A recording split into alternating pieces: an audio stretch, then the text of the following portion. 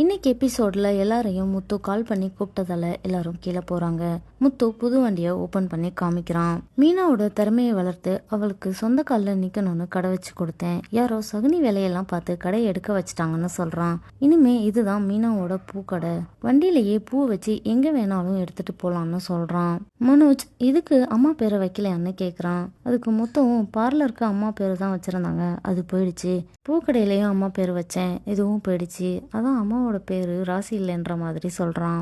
சுத்தியும் இந்த ஐடியா கூட நல்லா இருக்கு, நீங்க வண்டியை எங்க வேணாலும் எடுத்துட்டு போலாம்னு சொல்றா. அண்ணாமலையும் விஜயாவும் மீனா கிட்ட வண்டி சாவியை கொடுக்குறாங்க. முத்துவும் மீனாவும் வண்டியில ஒரு ரவுண்டு போறாங்க. மனோஜ் ரோஹிணி கிட்ட மறுபடியும் முத்து மீனாவுக்கு கடை வச்சு கொடுத்துட்டான்னு சொல்றான். அவரு இந்த அளவுக்கு அறிவாளியா யோசிப்பாருன்னு நானும் நினைக்கலன்னு ரோஹிணி சொல்றா.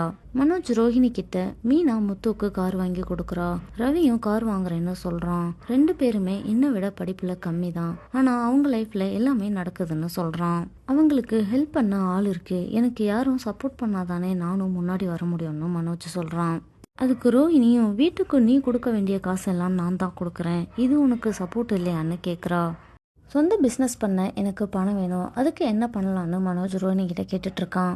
அதுக்கு ரோஹிணியும் அங்கிள் கொடுத்த 27 லட்சம் நம்ம கைக்கு திரும்பி வரணும், எப்படியாவது அவளை கண்டுபிடிச்சி எடுத்துட்டு போன பணத்தை வாங்கணும், அதுதான் நமக்கு இருக்க ஒரே வழின்னு ரோஹிணி சொல்றா.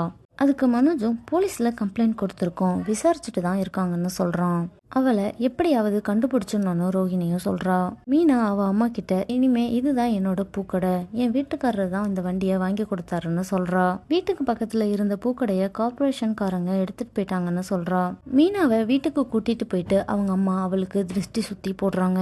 மீனாவோட தம்பி என்ன பெருசா வண்டி வாங்கி கொடுத்தாரு, வெயில்ல அலையணும்னு சொல்றான். அதுக்கு மீனாவும் என் புருஷன் அவர் சம்பாதிச்ச காசுல எனக்கு வண்டி வாங்கி கொடுத்துருக்காருன்னு சொல்றா.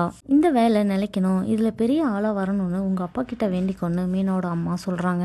மனோஜும் ரோஹிணியும் ஜீவாவை பத்தி தெரிஞ்சுக்கிறதுக்காக வந்திருக்காங்க. மனோஜ் ஜீவாவோட போட்டோவை காட்டி தெரியுமான்னு கேக்குறான். அவங்களும் தெரியாதுன்னு சொல்லிட்டாங்க. என்ன நடக்க போகுதுன்னு நாளைக்கு எபிசோட்ல பார்க்கலாம்.